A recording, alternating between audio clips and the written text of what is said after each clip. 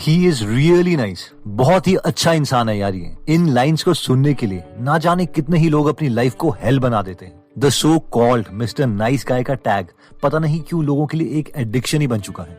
और आज की ये वीडियो इसी टॉपिक के ऊपर है कि नाइस गाइज क्या गलती करते हैं और हम कैसे इस इडियोटिक थिंकिंग से बच सकते हैं।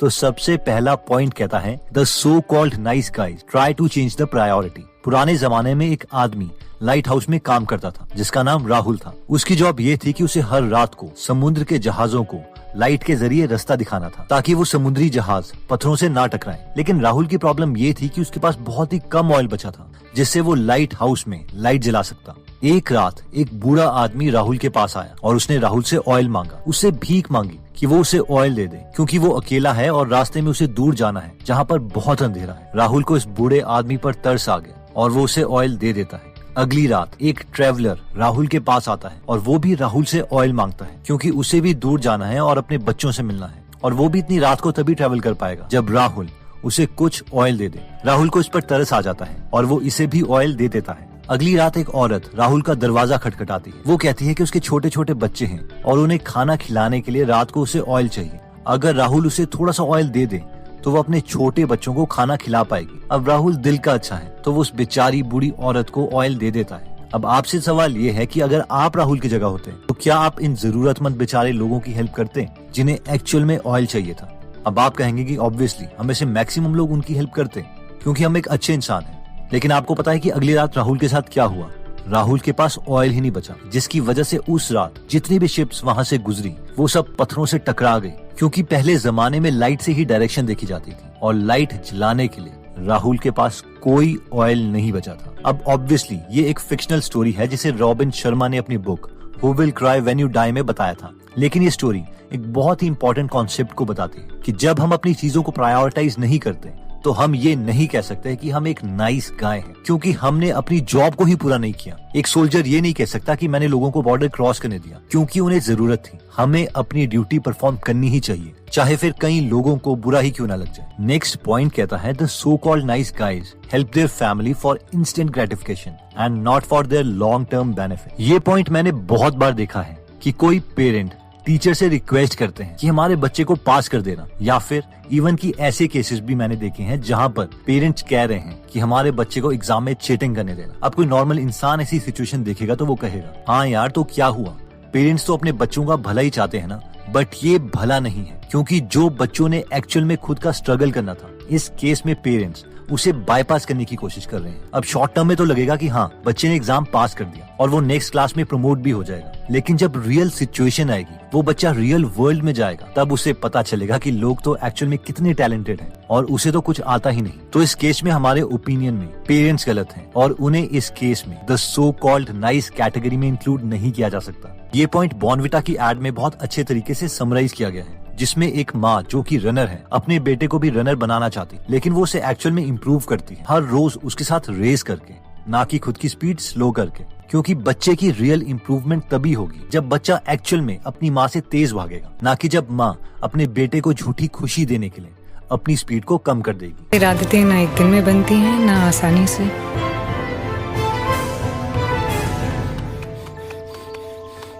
तो जिस दिन वो मुझे हराएगा मैं जीत जाऊंगी। सिर्फ एक माँ अच्छी आदतों की अहमियत समझती है। ये सिचुएशन बच्चों के साथ स्टडीज में भी एप्लीकेबल होती है। बहुत कम टाइम और मेहनत लगती है बच्चे का खुद होमवर्क करने के लिए और बहुत ज्यादा मेहनत और टाइम लगता है बच्चे को एक्चुअल में सारे कॉन्सेप्ट्स क्लियर करने के लिए। तो हम उन पेरेंट्स को भी सो कॉल्ड नाइस नहीं कह सकते जो बच्चे को इंस्टेंट खुशी दे रहे हैं लेकिन उनका लॉन्ग टर्म करियर को कॉम्प्रोमाइज कर रहे हैं।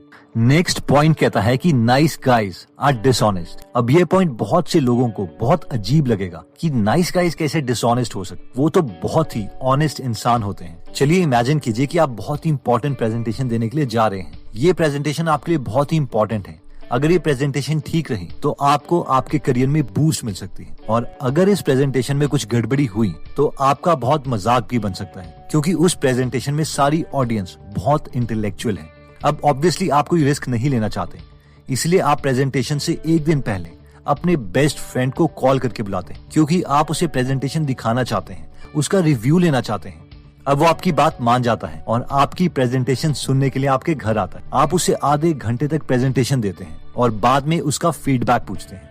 आपके फ्रेंड को प्रेजेंटेशन देते ही पता चल गया था कि वो प्रेजेंटेशन बहुत ही खराब बनी है। इसमें मेन रिसर्च फैक्ट्स ही गलत हैं, लेकिन वो नहीं चाहता था कि आपको बुरा लगे, इसीलिए वो आपको कहता है कि प्रेजेंटेशन ठीक है और ऑडियंस को ये प्रेजेंटेशन बहुत अच्छी लगेगी। आपको कॉन्फिडेंस आता है और आप प्रेजेंटेशन को और इम्प्रूव करने के बजाय घूमने चले जाते हैं। अब नेक्स्ट डे एक्चुअल में आपकी प्रेजेंटेशन होती है तो ऑडियंस आपका बहुत मजाक उड़ाती है, आपको बुरा लगता है और आप समझ नहीं पाते कि आपने अपने फ्रेंड से फीडबैक लिया था। आपका फ्रेंड इंटेलिजेंट भी था और उसने तो कहा था कि आपकी प्रेजेंटेशन बहुत अच्छी है, और फिर ये इतना बड़ा ब्लंडर कैसे हो गया। आपके लाइफ की मेन अपॉर्चुनिटी आपके हाथों से निकल गई। आप अपने फ्रेंड से पूछते हैं और वो कहता है, यार मुझे पता था तेरी प्रेजेंटेशन अच्छी नहीं बनी, लेकिन मैं नहीं चाहता था कि तुझे बुरा लगे। अब इस स्टोरी में आपका फ्रेंड एक so called the nice guy है, क्योंकि वो नहीं चाहता था कि आपको बुरा लगे, इसीलिए उसने आपको जेन्युइन फीडबैक नहीं दिया। हो सकता था कि अगर आपका फ्रेंड आपको जेन्युइन फीडबैक देता तो आप प्रेजेंटेशन ठीक कर लेते। इस कैटेगरी के फ्रेंड्स को हम एक्चुअल में नाइस गाय नहीं बोल सकते, क्योंकि बेशक ऐसे सो कॉल्ड नाइस गाइज हमें थोड़ी देर के लिए खुश कर देते हैं अपने झूठे फीडबैक से, बट फाइनली ये बहुत बड़े डिजास्टर्स को लीड करता है। नेक्स्ट पॉइंट कहता है कि नाइस गाइज अवॉइड कॉन्फ्लिक्ट। मेरे एक पड़ोसी हैं जिनका 7 साल का एक बेटा है। मैं थोड़े दिन पहले उससे मिला था और उसके सारे दांतों में कैविटी लग गई थी। I mean, पूरे के पूरे फ्रंट दांत सड़ चुके थे। वो छोटा बच्चा बड़ा ही क्यूट था, इसलिए मैंने उससे पूछा कि क्या आप मीठा खाते हो। पहले उसने कहा नहीं, फिर उसने कहा हाँ, सोने से पहले 2 चॉकलेट्स। मैंने कहा और आपके मम्मी आपको ब्रश करने के लिए नहीं कहते? और उसने कहा कहते तो हैं, लेकिन मैं रोने की एक्टिंग करता हूँ, इसलिए वो मुझे कुछ नहीं कहते। वो मुझे बहुत प्यार करते हैं ना। मुझे हंसी भी आई और थोड़ा बुरा भी लगा। हंसी इस बात की थी कि आजकल के बच्चे बहुत फास्ट हो गए हैं, और बुरा इस बात का था कि क्या यार, कई लोग कॉन्फ्लिक्ट अवॉइड करने के लिए बच्चे का फ्यूचर खराब कर रहे हैं और इतने छोटे बच्चे के सामने झूठे नाइस पेरेंट्स की इमेज बना रहे हैं, ताकि बच्चा ये सोचे कि पेरेंट्स कितने नाइस हैं। और हमारे ओपिनियन में इन्हें भी नाइस गाय की कैटेगरी में इंक्लूड नहीं किया जा सकता। तो दोस्तों, इस वीडियो में हमने the so called nice guys की क्वालिटीज देखी थी जो अच्छी नहीं होती। इससे बेटर तो यह है कि इंसान बुरा ही बन जाए, लेकिन इंटीग्रिटी के साथ जिए। इन क्वालिटीज में हमने सबसे पहले देखा था कि nice guys try to change the priorities, जिसमें हमने देखा था कि हो सकता है कई बार अपनी जॉब या अपनी प्रायोरिटी वाले काम को करने के लिए हमें कई लोगों को मना करना पड़े, लेकिन वो उस केस में ठीक है, क्योंकि अगर हम अपनी प्रायोरिटीज को ही प्रायोरिटी नहीं देंगे तो डिजास्टर तो होंगे ही होंगे, जिसमें हमने लाइट हाउस वाली स्टोरी डिस्कस करी थी। फिर हमने देखा था कि नाइस गाइज अपने फ्रेंड्स और फैमिली मेंबर्स को इंस्टेंट ग्रेटिफिकेशन देना चाहते हैं, ना कि एक लॉन्ग टर्म बेनिफिट, जिसमें हमने पेरेंट्स का एग्जाम्पल देखा था और बॉर्नविटा की एड के बारे में डिस्कस किया था। फिर हमने डिस्कस किया था कि नाइस गाइज आर डिसऑनेस्ट, यानी कई बार वो जेन्युइन फीडबैक नहीं देते ताकि उनके दोस्तों को बुरा ना लग जाए, लेकिन बेटर यही रहता है कि किसी को शुगर कोटेड बातें बोलने से बेटर ये है कि हम उन्हें रियलिटी अभी बता दें, ताकि वो अपनी गलतियों पर काम कर सके। नेक्स्ट पॉइंट में हमने देखा था कि nice guys try to avoid conflict, जिसमें हमने एक पेरेंट की स्टोरी देखी थी, जिसमें पेरेंट्स अपने बच्चे की जिद के लिए उसे हर रात चॉकलेट ऑफर कर रहे हैं और उसके झूठे रोने की एक्टिंग की वजह से उसे ब्रश भी नहीं करवा रहे। अगर हम इस बच्चे का फ्यूचर देखें तो हो सकता है कि जब इसके परमानेंट दांत आएंगे तब भी वो उतने ही खराब हो जाएं, जिसकी वजह से वो स्माइल करते हुए भी शर्माएगा, उसके फ्रेंड्स उसका मजाक उड़ाएंगे और मोस्ट प्रोबेबली उसका फ्यूचर में कॉन्फिडेंस भी लो हो जाएगा। इसलिए बेटर है कि अभी बुरा बन लिया जाए, नाइस बनने के चक्कर में बच्चों का फ्यूचर बर्बाद ना किया जाए। अब इस वीडियो में बुरा बनने का मतलब ये नहीं है कि हमें किसी का कत्ल करना है, बट दिस मीन्स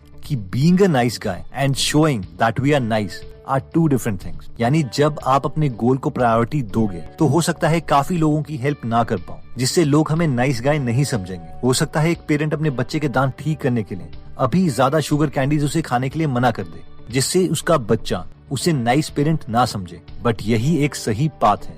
दोस्तों, अगर आप और नॉलेज गेन करना चाहते हैं, ये समझना चाहते हैं कि ठीक डिसीजन कैसे लें, अपने टास्क को प्रायोरिटाइज कैसे करें, अच्छे पेरेंट कैसे, आपका कोई फ्रेंड या फैमिली मेंबर नाइस बनने के चक्कर में बहुत सेक्रीफाइस कर रहा है, खुद भी दुखी है और उसके एटीट्यूड से किसी की लॉन्ग टर्म हेल्प भी नहीं हो रही है, तो ये वीडियो आप उसके साथ जरूर शेयर करें। आपसे दोबारा मिलेंगे। जय हिंद।